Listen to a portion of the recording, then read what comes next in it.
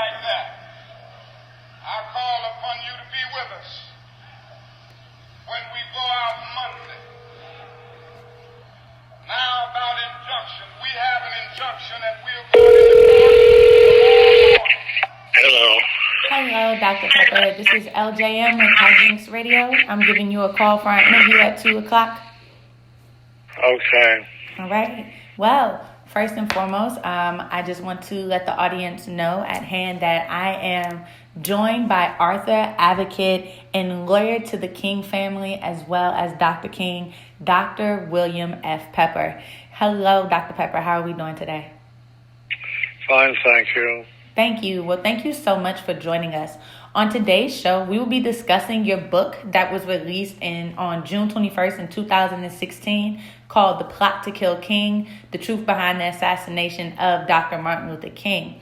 My first question that I have for you is that in your book, A Plot to Kill King, you state that King was going to be joining the presidential ticket of 1968 with Dr. Benjamin McLean Spock, who was a very well-known pediatrician in American pediatrician. However, he was killed days before the announcement. How do you think King's announcing his participation in the presidential election would have impacted the movement? I think the administration at that point in time was very anxious about the march and the gathering that Dr. King had committed himself to lead with Dr. Spock in 1968. So I think they were very nervous about that, and I think that certainly played a role in the assassination. Okay, so they were nervous, but what exactly did they have to be nervous about Dr. King running for president? Well, they were concerned that if Martin and Spock ran as a ticket, that they would split the vote, and the anti-war, pro-equality movement would split off from the Democratic Party, and I think they were concerned that there would be a divided ticket with King and Spock running, and that was a very, very serious threat. Okay, well, yes, I do agree with you about it being a serious threat. I do know as well that they said that Dr. King, the Prince of Peace, was also the most dangerous man in America. He was labeled as that. So I wanted to know, with a man being known as the most dangerous man, we have seen that a lot of members of his camp went on to have successful careers after his assassination. In your research and in your investigation, who in Dr. King's inner circle was actually implicated in his assassination, and who had the most to benefit from his assassination? Well, the government had the most to benefit from getting him out of the way, so that's an easy question to answer. The implications of all the people involved inside his organization, the treasurer of SCLC, who worked under Ralph Abernathy, was clearly an informant. There's no question about him having played the role of informant throughout.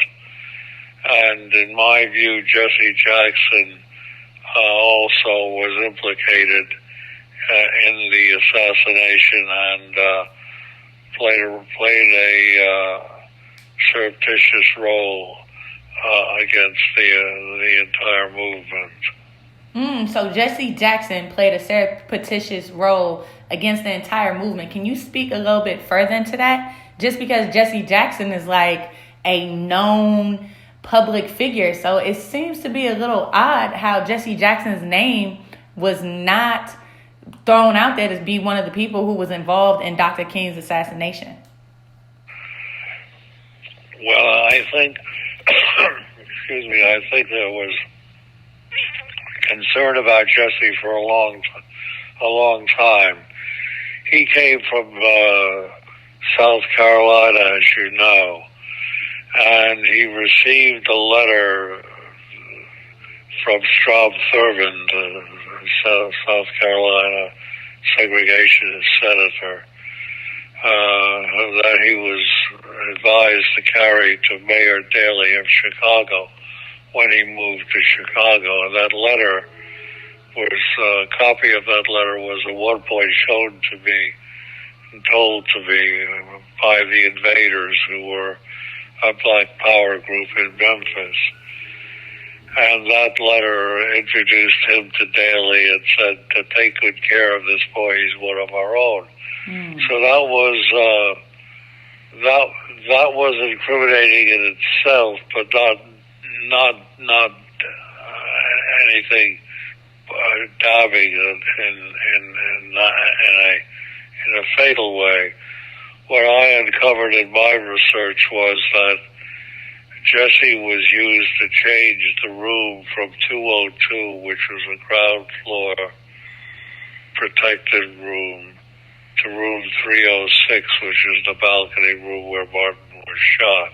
And he was the one that went to the owner of the manager of the hotel, Bailey, and organized the change in the rooms. Okay, so Jesse Jackson is the one who ordered the change in the rooms, as well as the letter from the Invaders, which implicated him as well, being one of their own of the FBI. I know that there is also a FBI file out there in the ethers of net that was saying that on the day of his assassination, it said friendlies will not be wearing ties. And there's a story that states that Dr. King had pointed out to Jesse Jackson, well, why aren't you wearing a tie? And Jesse Jackson's response was, I thought the only thing required for dinner was an appetite. Well, I know of that banter about wearing the ties, and Jesse was not wearing a tie, but others in the group were not wearing ties as well. I don't know how much you can put on that. Okay. I was just wondering again, just because it was one of those records just flying out there. So I know for our third question, we're getting close to the end there. We just want to thank you for your time. For our third question, we know that you went, it was the 1999 case where it went to trial, and that is where you brought the evidence about the FBI. You brought together evidence about the American government being involved in Dr. King's assassination. Why do you think that 1999 trial was not brought to mainstream media or made publicly known, so to speak, that the American government had very strong dealings in his... Well, they were the ones who killed King. So why do you think that was not made known? Well, the cover-up of this case has been like a number of other political assassinations, has been very thorough. And the 1999 trial, which had over 70 witnesses and took over 30 days to try, was very clear that the result of the assassination was organized by the federal government, primarily choreographed by J. Edgar Hoover and Clyde Tolson, his number two, who would be the man who would come into Memphis with money and instructions. So it's pretty clear the line of power and the use of the Dixie Mafia and their collaborators in Memphis, including Frank Holloman, who worked in Hoover's office for a number of years before he became a federal prosecutor and then eventually director of police and fire. They were very working very closely together. The assassination was originally to take place in Los Angeles. They moved it from Los Angeles to Memphis, and there was a puzzle as to why James Earl Ray was kept with his with a SWAT team in Los Angeles for as long as he was. They made a decision to move the event to Memphis, in my view, because they knew that they were going to go after Robert Kennedy. It was likely that Robert Kennedy would win the Democratic nomination in California, and they were going to try to take him out, which they did eventually, of course, take him out in Los Angeles. So it would not be appropriate to have two major figures assassinated in Los Angeles, so they moved the King assassination to Memphis. So they did. So they were already planning to kill Dr. King. Now, my question is, were they really planning to kill Dr. King just because of his economic attacks of the war? In his last speech, I've been to the mountaintop, he calls for strikes against like Pepsi and Wonder Bread. He also calls for black people to remove their money from the banks and start putting it into black-owned banks. With that being said, was that one of the main reasons why King was a target of the American government? Well, it was the whole range, the whole panoply of Martin's movement that they feared. He was increasingly powerful and had a large following. It was designed to split the country apart politically. He had become intolerable. They had to get rid of him from the standpoint of the rulers of the society at the time. H.L. Hunt told Hoover, told Hoover that he thought he could destroy him with his radio program, and Hoover, in one of their private meetings, reportedly said, "No, that's not going to work. He's going to have to be eliminated." Assassination is the last event. It's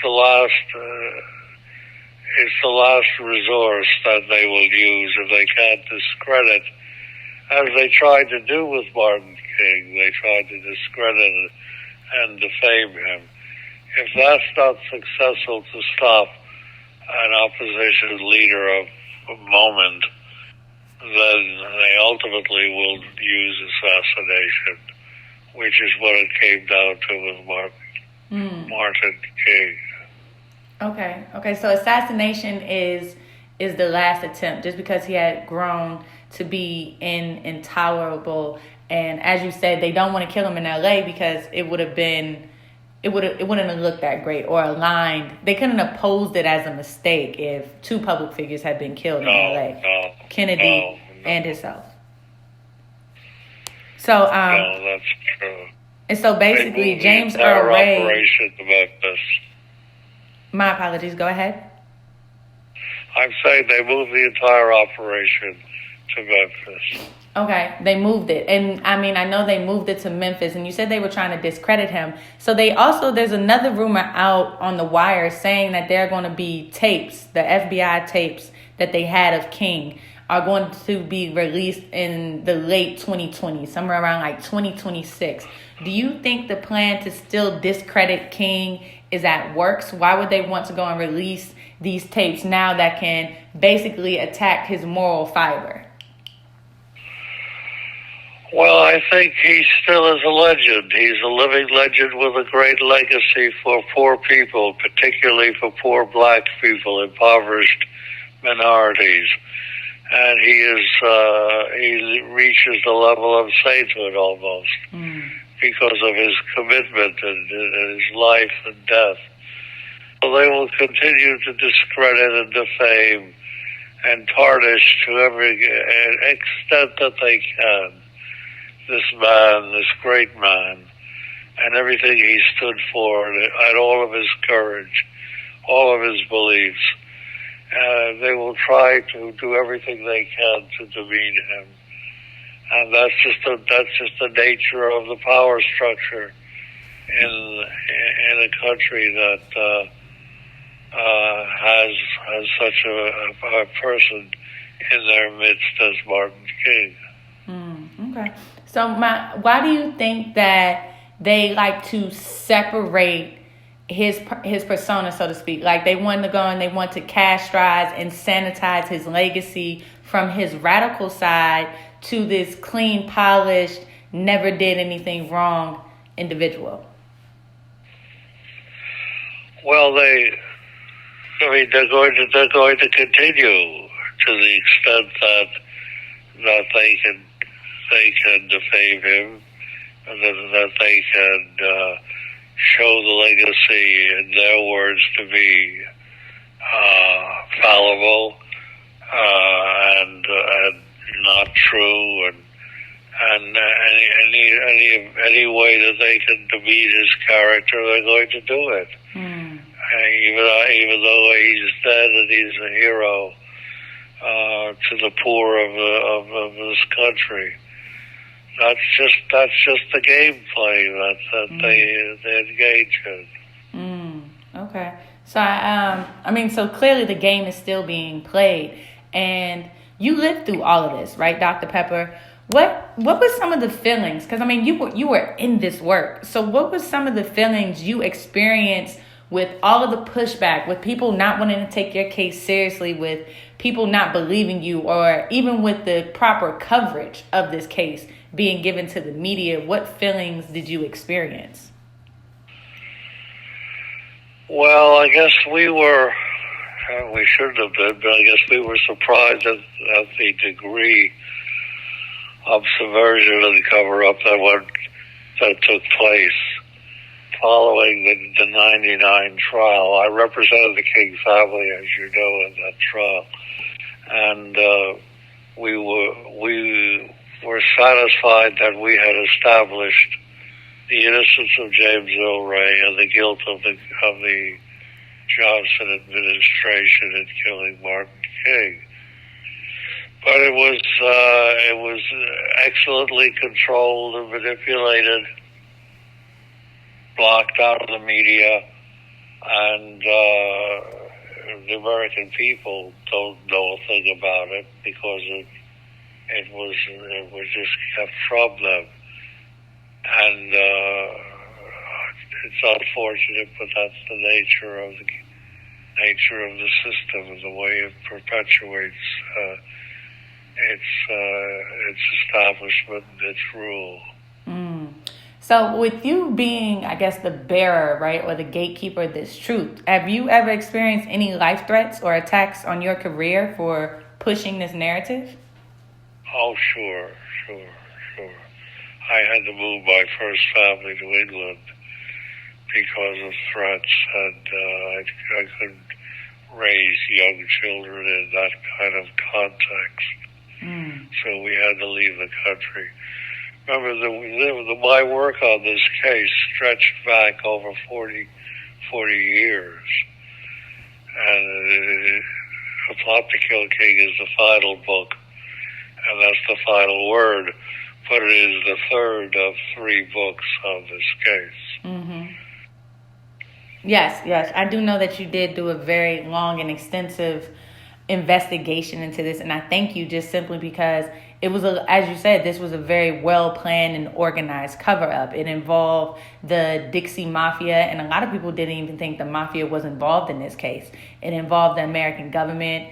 Again, people did not know that Dr. King was running for president or even joining the presidential ticket. And a lot of people don't even know that James Earl Ray was not the assassin. Till this day, you see when Dr. King's birthday just passed. On his birthday, they will still say that the assassin was James Earl Ray. But was there not a conspiracy in his release? They perpetuate that lie. That is the official history that James shot Martin King. I was James's lawyer, for 10 years until he died, trying to get him a trial with the support of the King family because we knew he was a patsy. We knew he was innocent. But that's the perpetuation of the lie. It goes on and it becomes official. And there's very little you can do when the mainstream media refuses to look honestly at the facts of the case that are disclosed in works such as mine. Yeah, it sounds like that was the most heinous crime in America that started. I know that King went towards the end. Were you knew King towards the end, right? For about 2 years before he was killed? No, I knew him the last year of his life. We became quite close the last year of his life. Okay, and in that... I'm sorry, continue. I guess I was the moving force that caused him to explicitly and dramatically come out against the war in Vietnam, because he read my article in Ramparts, The Children of Vietnam, which described the war crimes of our government against the Vietnamese people. Okay, so yes, I do know that is a part of your connection. You did write the article against the Vietnamese, for the Vietnamese people, and how the bomb that was dropped on them actually went and destroyed their entire life. So with that being said, as you were close to him in his last year, you got to experience most of the hatred that he even received from some of the higher up leaders in the Black community, where they were turning on King. Can you speak to that a little bit more? Well, I think a number of the Black leaders at the time were very concerned about Martin opposing the war, because it was going to cost them a great deal of money if they were associated with him in his opposition to the war. There was a great deal of effort to get him not to do what he had to do as a matter of conscience. He wept when he saw my photographs of the barbarism and the killing and the slaughter of innocent Vietnamese. He literally wept. He could not remain quiet. His conscience was so powerful. He had to come forward. But there were a lot of Black leaders at the time who were establishment leaders, and they were mute when it came to the war. So not unusual. I like the term you use, establishment leaders.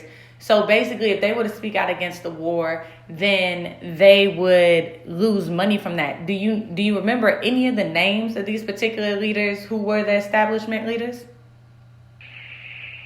Well, there was the head of the NAACP at the time, Roy Wilkins, in particular. I don't remember who led the Urban League, but I think they were in a similar vein. They were all acceptable civil rights leaders. Okay. Acceptable, as you say, acceptable. So they weren't pushing acceptable to the rulers of the society. So my question is, this is about to be our last question. Do you believe that it is corporate interests running America currently, and not necessarily the people's government? Well, I think the country has been dominated and run by corporate financial interests, virtually from the beginning. And whenever a leader like Martin King comes up and challenges the inequities of the unequal situation that exists particularly for Black and brown people, and the impoverished elements of the society. Whenever such a leader appears, they'll do everything they can to push him to the side or render him worthless to his cause. And as I said earlier, that assassination becomes the ultimate weapon to get someone out of the way.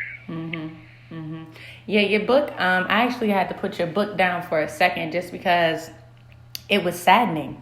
It's definitely a tragedy. This is definitely a tragedy to which you have written. But the part that got me the most was when you described how King died with his eyes open, surrounded by people that hated him, how they spit on him and then they smothered him. And that testimony came from a nurse who had actually witnessed that when they called everyone out of the room to stop working on Dr. King in that moment. So just to have a man who was pushing nonviolence, who was pushing love, who was trying to lead his people in the right direction after he recognized that he was leading them into a burning house.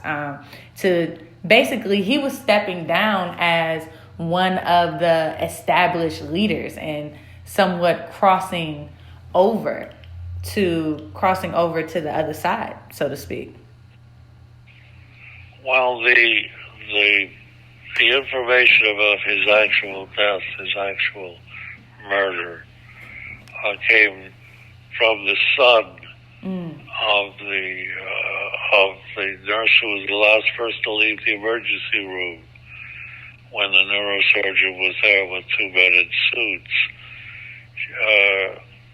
She saw him smothered with a pillow and eventually killed. Even though he might have died from the bullet wounds, he was still alive, and they were still trying to save his life.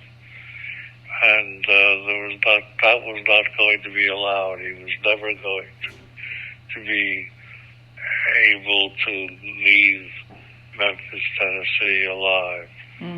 So that is actually how he was killed, I believe. I took that deposition of the son under oath. His mother had died.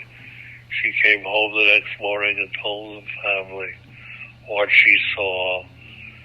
And the son finally, years later, of course, decided that he was going to tell that story, which he did in detail in the deposition that I took from him. Okay. But the country doesn't know that. The people think Martin was killed from the bullet wound, and he wasn't. Right, and he wasn't. He was gravely injured, gravely wounded, but not killed. Do you think the American people are ready for the truth? I think we underestimate what the American people would believe and could believe if allowed to have the truth, not only about this assassination, but about how the country is actually run. And yes, I think the people would be able to handle that and would understand it more than we give them credit for understanding. Well, Dr. Pepper, thank you. I personally, if no one has thanked you, I want to thank you for your research, for your investigation, for these books. And I definitely want to thank you for your time here today on Hijynx Radio, which is broadcasted by DIDNT Radio's network, for even coming on air with us to discuss this very important, and I don't understand why, hidden truth from the world. So I thank you for your time. Is there anything else that you would like to add before we end this? No, only that I hope it enlightens people.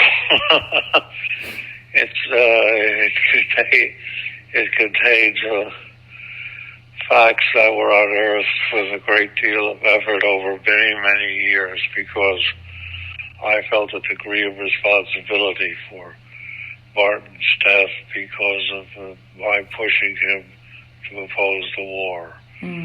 So I think American people should appreciate the greatness of this man and the legacy that he left for us.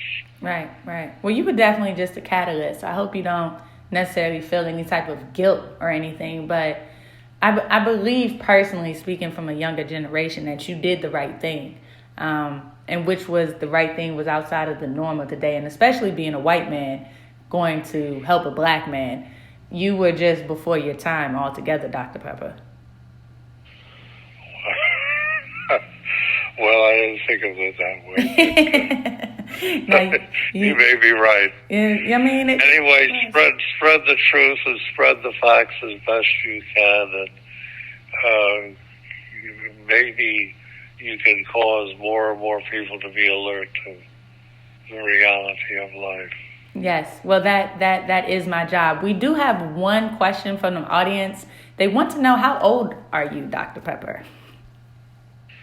Say what? The question from the audience, they want to know, how old are you?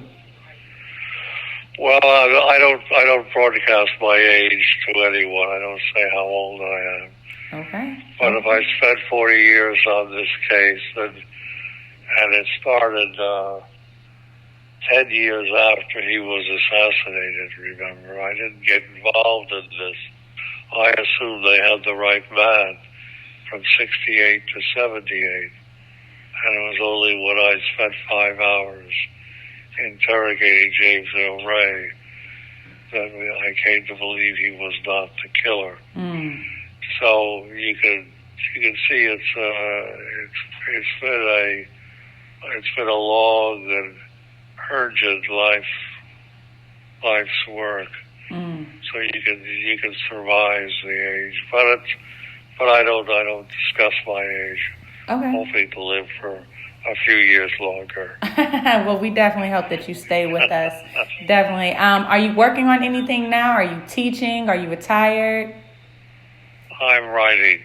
Okay. I'm writing and I'm working, and I have a second family and a 10-year-old daughter, and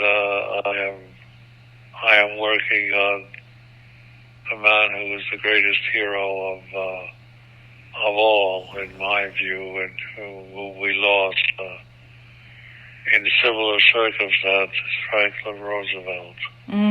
Okay. So